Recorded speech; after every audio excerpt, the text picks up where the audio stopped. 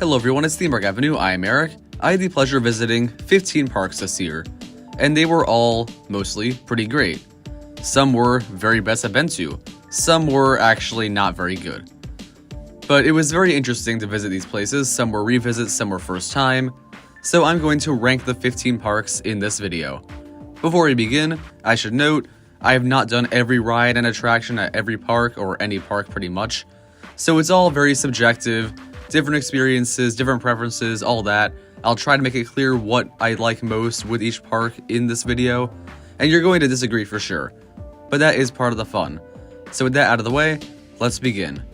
Number 15 is Michigan's Adventure in Muskegon, Michigan. This is the only park this year I really disliked. There is some merit. The number one here, Shivering Timbers, is a phenomenal roller coaster. You get thrown out of your seat quite a bit, so that airtime, excellent. Besides that, everything here is just last place. There's no other great roller coaster here. The second best is a Wild Mouse, which is not a very good look. Flat rides are pretty much non-existent. Family rides are existent but pretty weak. The appearance is somewhat pleasant, but it does not really compare to the others on this list. The operations are very much the worst. I had very few good operation experiences here, with Mad Mouse having some of the slowest dispatches and most breakdowns I've ever seen on a coaster. So this is all unfortunate. I didn't hate my time here, and until the Mad Mouse issue, I was having a pretty solid time overall, but unfortunately, it's just not enough. One great roller coaster can't quite save this place, and it really was just a one and done for me. I don't have much interest in going back, unlike with the other 14. Number 14 is Valleyfair in Shakopee, Minnesota. Valleyfair, I hate having a number 14 out of 15 because it's a wonderful park. I could easily see it being number 1 on many lists, even though it technically does not have as many great roller coasters. There is so much going for this place. It's incredibly atmospheric. The park looks great, there's a lot going on, tons of great rides. I like the layout. It's a very unique place. There's a certain charm to it, so it's very nice to just be there. In terms of the roller coasters, a big step up from Michigan's Adventure. Renegade is a solid number 1 wooden coaster, not quite Shivering Timbers level, but that's made up for with a strong top 3 consisting of Renegade, the great hypercoaster Wildling, and the incredible impulse coaster Steel Venom. This is all fantastic. I love those rides. There are a few other decent roller coasters here. The flat ride collection is quite solid, including an S&S Screamin' Swing, a Drop Tower, a Wind Seeker, and more. The operations were quite strong, honestly. I found that of the Aero Wild Mouse coasters, a rather poor operating attraction had the best dispatch times by far. Same model as Mad Mouse, but a fraction of the weight. There's so much going for this place. I thoroughly enjoy it. I do highly recommend a visit. I think many would enjoy this place. It's not one of the best because while the roller coasters are good, they're not great. And there isn't as much to say about this one compared to quite a few others. But I can see this one improving a bit in the future, and I definitely think visiting here is not a mistake. Number 13 is Dorney Park in Allentown, Pennsylvania. An interesting one, as the roller coaster collection is quite a bit below Valleyfair overall. You have a similar ride to Wild Thing and Steel Force. Unfortunately, it's a bit lower on my list. You have Hydra the Revenge, a solid B&M floorless. My favorite coaster here is Talon, and upper tier but not high tier B&M invert. So I like those, but don't love them. And the other coasters here are pretty unspectacular. There's a worse version of Steel Venom in Possessed, but the best thing about this park, I would have to say, is Demon Drop. A unique ride. It's so fascinating. I find it to be quite a terrifying experience, and one of my favorite non-roller coaster rides in the world. It is phenomenal. And I'm somewhat glad that it's not at a whole lot of parks, because that really adds to the unique factor. So it's definitely the main reason to go here. The park is also very charming. I think the atmosphere and location are actually even better than Valleyfair. I like the look of every roller coaster. The park feels very vintage in a way that few at the parks do. And overall, I think it's definitely a great time. It's not phenomenal.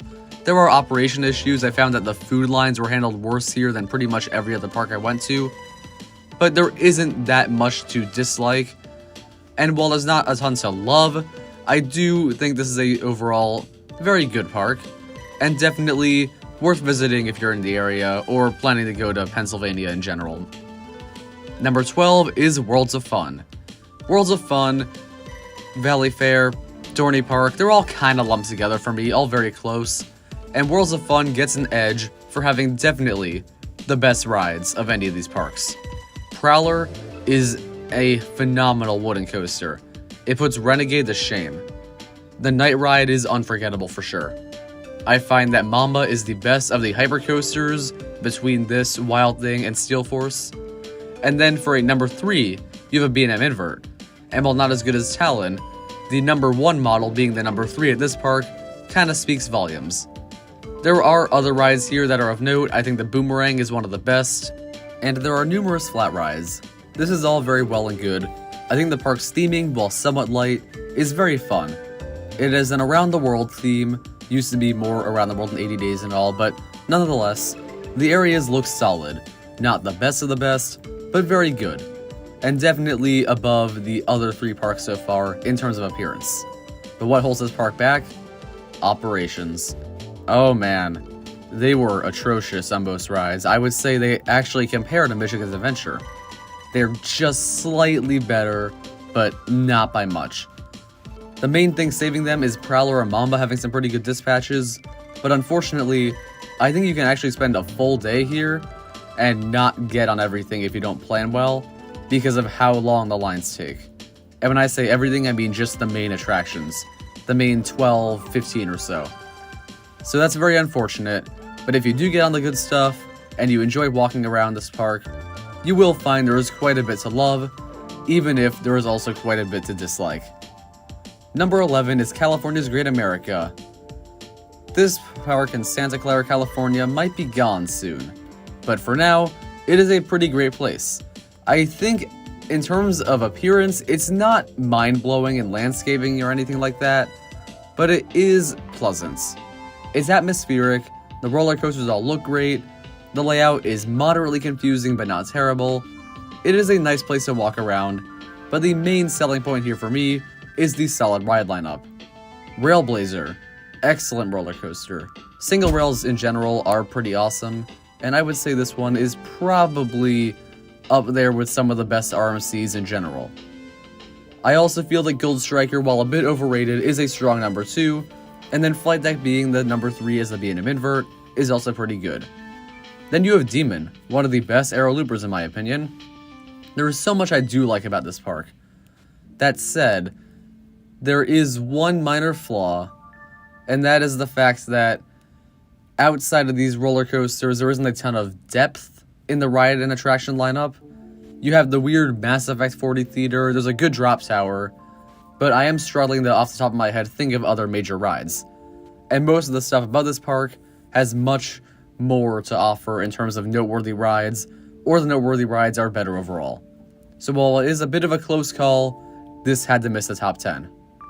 Number 10 is Adventureland in Altoona, Iowa. This was a huge surprise. I did not think it would rank this high, even though it's barely at a bottom 5, but still, it's a small park, and really only has one great roller coaster. So how did it get so high? Well, the main thing for me is that this park is beautiful. It is somewhat quaint, but there is theming everywhere, incredibly charming, and the back area of the park with a waterway, and you have catfish that you can feed, and you go onto a sort of island to ride Outlaw and some other rides. It's so unique and fun. I love the way this park looks. I love just walking around this place, and the fact that the food and the games are quite cheap adds to that overall charm. I don't normally play skee ball at parks, but at this one it felt like a necessity, and I had a blast. In terms of the rides, let's see. Monster is definitely the best. This Gerstlauer is my favorite of the manufacturer's rides that I've been on so far. Mind you, I haven't done any of the Europe ones, but you know, Monster is still an excellent ride. Beyond this, the second best is an SNS 40 Free Spin, and while those are overhated, it's not amazing. I think the other rides here are overall kinda with Outlaw being probably my least favorite wooden coaster, but I do like this place a lot. I enjoyed my time there, and it's one that I'm actually very interested in going back to, because even though the roller coasters are not bucket list worthy or anything like that, the park itself is very much worth visiting. Number 9 is Kentucky Kingdom in Louisville, Kentucky. This park has shockingly good rides. Mind you, there aren't that many, and I know I sorta diss California's Great America for that, but the ones they have here are insane. You have Storm Chaser, a strong RMC hybrid with incredible airtime. Lightning Run, a unique Chance Hyper GTX, also incredible airtime, and barely edged out by Storm Chaser, making for an incredibly strong top 2. The other roller coasters are not especially noteworthy, but I still think they're pretty good, and they do add to that lineup overall. There are good flat rides here. Fearfall is straight up one of the best drop towers in the world. And the layout of this park, it's unique. You can get lost a little bit, but I think honestly at this park, that is a good thing. I enjoy being lost in this one. It's not quite as charming as Adventureland, but there is so much to enjoy here, and I definitely think if you go here, it's one of the very few parks where I'd say the water park is also a necessity.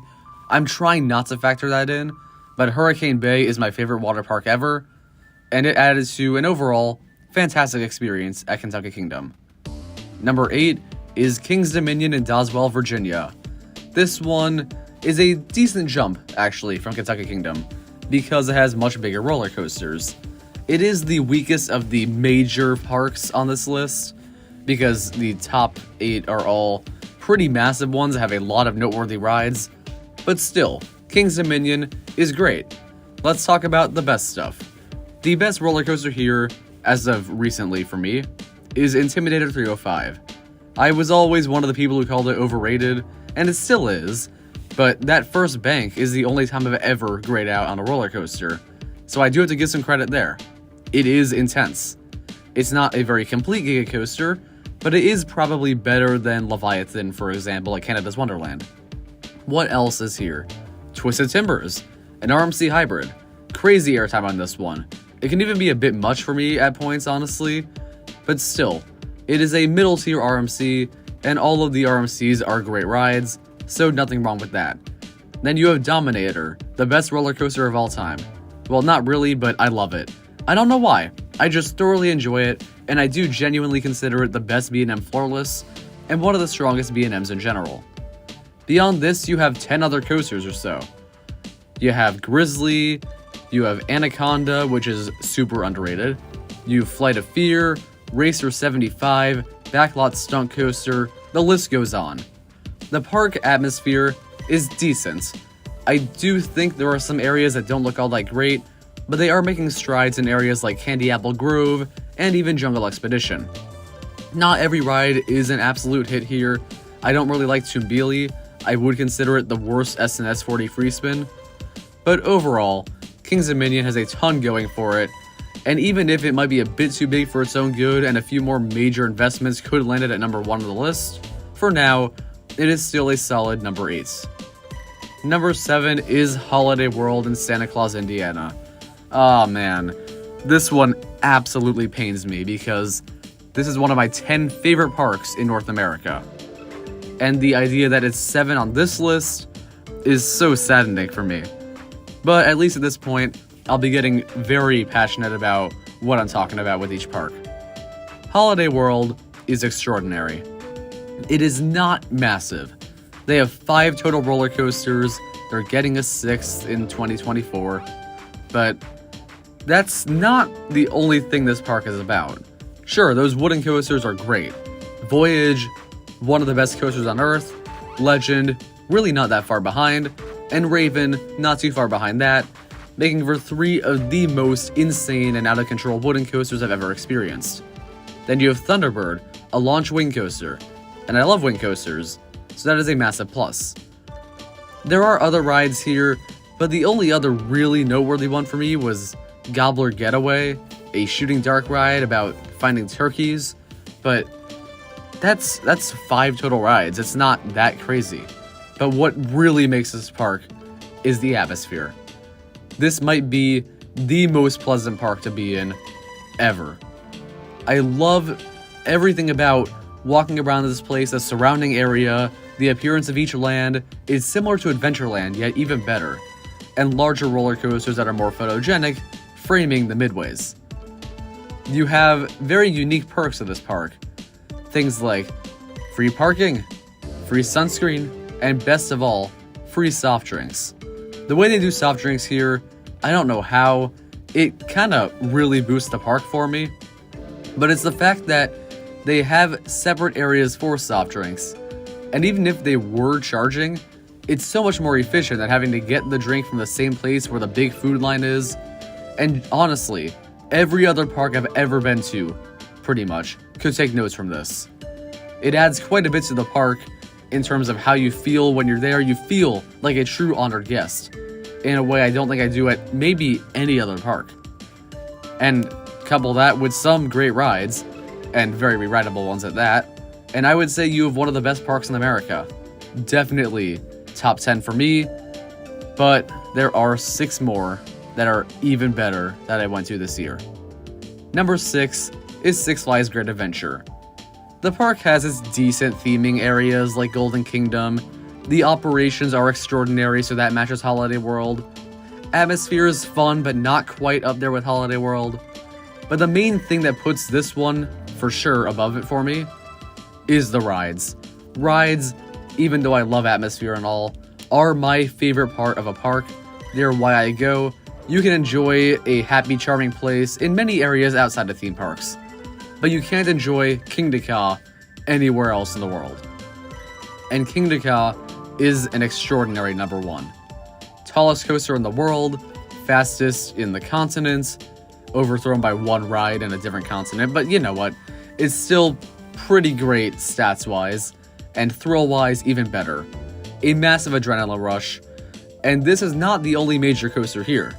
On top of this, you have El Toro, widely regarded as one of the best wooden coasters in the world, and for me, definitely pretty far up there.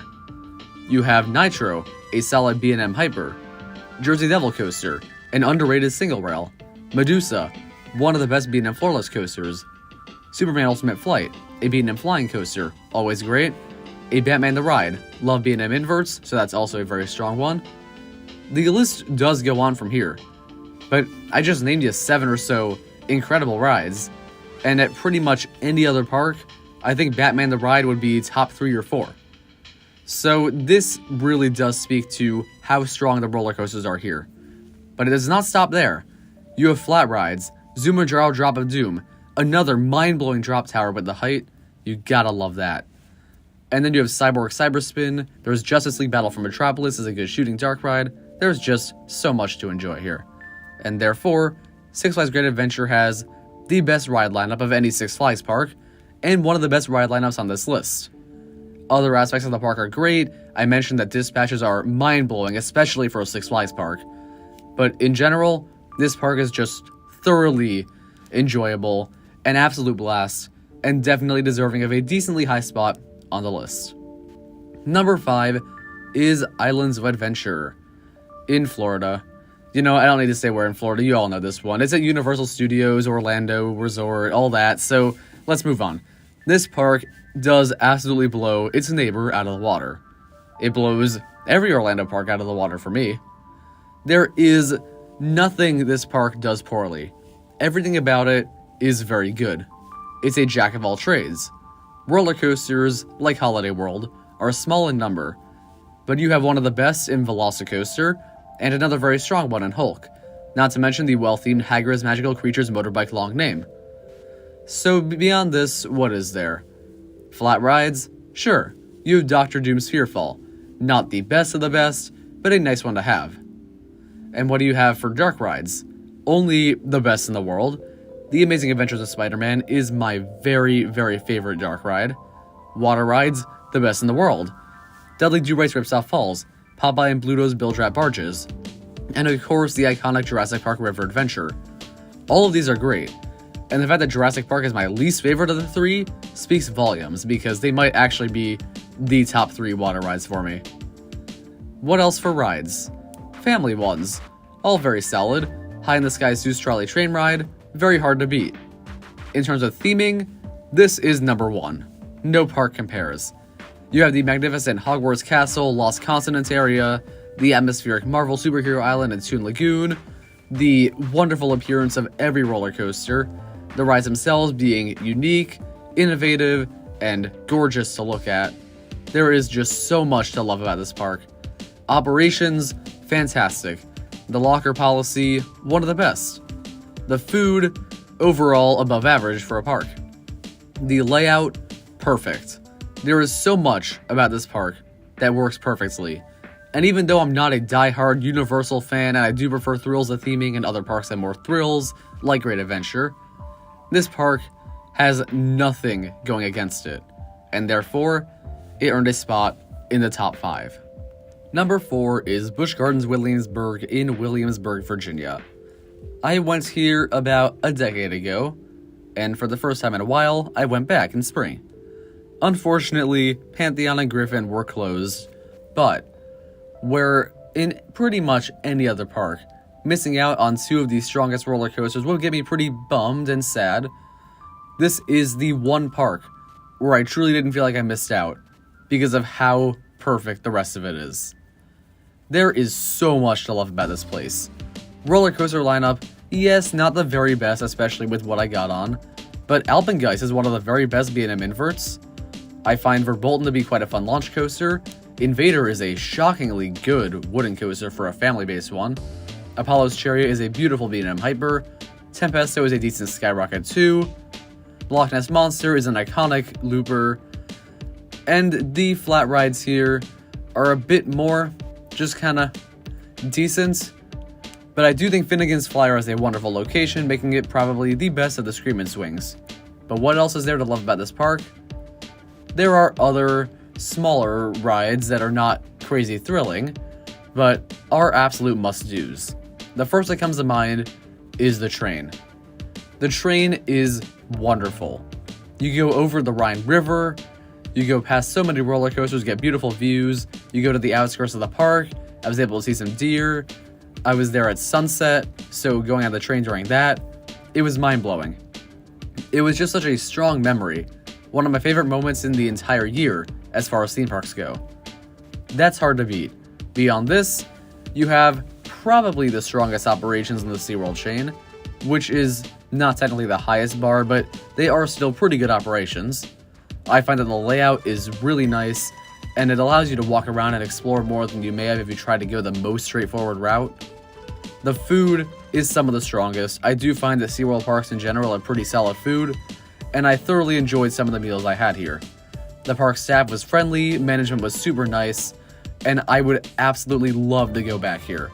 It's just a wonderful park, one of the very best, and the fact that one visit made it compared to another park that you're about to hear about speaks volumes. That park is number 3, Busch Gardens Tampa Bay, in Tampa Bay, Florida. I am a Floridian, so this is the park I've been to the most, not just this year, but in general. And it almost got edged out by Williamsburg. But I did ultimately decide that the roller coasters here, for my experience at least, do allow it to get a higher spot. Busch Gardens Tampa is now a haven for thrill seekers. Before a certain roller coaster, they had a decent lineup. Montu was the second best B&M invert for me. Shikra is an underrated dive coaster. Kumba is an intense aero looper. Cheetah Hunt is a fun family launch coaster. Slightly above family maybe, but still. Cobra's Curse, one of the best spinning coasters. Scorpion is a very nice Schwarzkopf looper. And the other rides here were good. Falcon's Fury is probably the best drop tower I've been on. But a certain ride came out last year, and it changed everything. Iron Gwazi, the tallest hybrid coaster. It is currently my favorite roller coaster of all time. It's just mind-blowing. Every element, super intense and thrilling. It is an absolute rush. Love it. Definitely my top tier coaster, top tier theme park ride in general. No ride quite matches it, and that really helps it on this list. Beyond this, Busch Gardens Tampa has animals. Probably the best of the animal attractions in any park. I love being able to take the train and you can go by the Serengeti area, see the rhinos, the zebras. I once saw a rhino charging at some zebras. You get some very fun experiences on here. It's like Kilimanjaro Safaris at Animal Kingdom, except not a 45-minute wait, more of a 10 or 15-minute wait. The park looks wonderful. Every roller coaster has a grand presentation, and the worst ride in the park in Phoenix is gone and being replaced next year in Phoenix Rising, so I'm super excited about that. Areas like Pantopia look fantastic. The water rides are fun. The animals are all throughout the park, and each sort of themed land seems to fit with a different type of animal, and I just think it's all perfect. The one flaw, most recently, is the fact that operations have deteriorated, especially with Iron Gwazi's dispatches and Cheetah Hunt's reliability. However, that is all made up for with the fact that Twisted Tail pretzels are the best food of all time. Yeah, you knew I was going to mention that. But overall, this is my home park, and maybe some parts have gotten worse more recently, but with Iron Gwazi, I'd say it's worth it. They balance out, leaning toward the positive side. So Busch Gardens Tampa, for now, retains a top 3 spot. Number 2 is Dollywood in Pigeon Forge, Tennessee. I went to Dollywood for the first time in August, and I don't know what I was expecting. I hear people say it's very nice, everyone prefers Silver Dollar City, all that, but I was treated to a park experience that blew me away, and I would very much say, first of all, is much better than Silver Dollar City in every possible way besides caving, because there's no cave at Dollywood. But Dollywood is quite literally the perfect theme park. Everything about it somehow works into a mind-blowingly flawless experience. There are 10 roller coasters here, and outside of that, a handful of other major rides. You have the train, a great drop tower, and not too much else. But what stands out to me is that pretty much any day at the park, you can get on everything in one day. But everything is so re-rideable that you can spend a week here and not get bored. That is the hallmark of an incredible ride lineup. Lightning Rod, a formerly launched wooden coaster. Then it was a launch hybrid coaster when I rode it, and now it's going to be a normal hybrid coaster, but it was one of the very best RMCs, and in my top 10 roller coasters, period. The launch is awesome, the terrain is fantastic, the airtime hard to beat, one single rough patch in certain rows, first drop was crazy, the pacing is immaculate, and the night ride is unbeatable. And this, on its own, number 1, incredible. I mean, it beats every number 1 on the list besides Busch Gardens, Tampa, and Islands of Adventure. However, it doesn't stop there, because after this, you have Thunderhead, also in my top 20 roller coasters, as a near flawless GCI wooden coaster that I hope stays around for quite a while. I hear some say it was pretty rough last year. I guess things may have changed. Then you have so much more. Wild Eagle, a fun B&M wing coaster, Tennessee Tornado, by far the best aero looper, and that is impressive because there are a lot of aero loopers out there. Then you have Big Bear Mountain, one of the most fun roller coasters ever made, with an absolutely killer soundtrack playing throughout. Dragonflyer, a super fun family invert. Gotta love that. You have Mystery Mine, a very unique ride with incredible theming and a very strong second half. Fire Chaser Express, another very well themed ride. Blazing Fury, a fun indoor coaster that implies that everyone dies at the end. Okay, moving on. The train here is a very important one because it is powered by coal. Not many are like that anymore in theme parks. In fact, I don't know of any. And while I don't think it's as scenic overall as maybe Busch Gardens trains are, the view of the park skyline is a must-see, and you can only see it from the train ride. So I highly recommend you do the train when you're here. There's so much more to the park. Every area is beautifully themed. They're all very distinct lands, and I like that. It's different from Silver Dollar City's one cohesive land, and I think for what Dollywood is, it works here. Not to mention you get more views of beautiful roller coasters that you may not get at SDC. The food, fantastic. Use cinnamon bread, that's a big plus, and there's more than just that. The shows here are certainly top-notch. Operations, insane. To the point where despite very crowded days, you can get on everything. The one issue with the park is lightning rod's reliability, but hopefully that changes with the lift hill, and even so, I was able to get on it I think 4 times on my 2-day visit, and that was definitely enough to satisfy me. And I do hope more people are able to get on it, because I know some never get the chance, but that is the one thing I think Dollywood really is working to fix. I also respect that the park is not all Dolly Parton themed. There's one area for her, it's a pretty small one, and then one store at the front of the park is mainly based on her. I know if Disney had Dolly Parton, they would go all out, really just milk her for everything. So I respect the non-corporate feel of this park as a whole. Something even Islands of Adventure can't quite compare to. So overall, Dollywood really is a vacation destination. It is perfect. It is my Disney World, where you really do feel like you're a kid again, happiest place on earth, all that. Dollywood is the equivalent, not Disney World. I think there is nothing I disliked about my time in Dollywood, except for the bees really crowding around some of the soda machines. That's it, and overall, I think this park has a promising future, considering they're already working on more stuff. And it is definitely a must-visit as far as any theme park goes. But it was edged out by number 1, Kings Island in Mason, Ohio. Kings Island is not better themed. The operations are about the same. Its atmosphere isn't really better than Dollywood.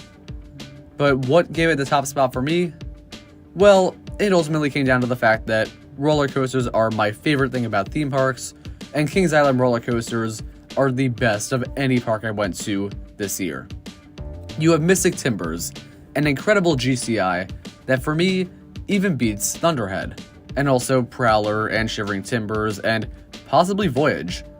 It is one of the best wooden coasters for me, and even though it has garnered a huge crowd of people calling it overrated, to the point where now I feel like I know how Skyrush fans feel, I stand by it. I think Mystic Timbers is an incredible ride, matching most if not all RMCs. Then you have 2 great B&Ms, Diamondback, the best B&M Hyper, and Orion, a B&M Giga with possibly the best first drop of any roller coaster. Beyond this, Banshee, best B&M invert, The Beast, an absolute classic, one of the craziest wooden coasters, in fact craziest roller coasters, with a mind-blowing second half.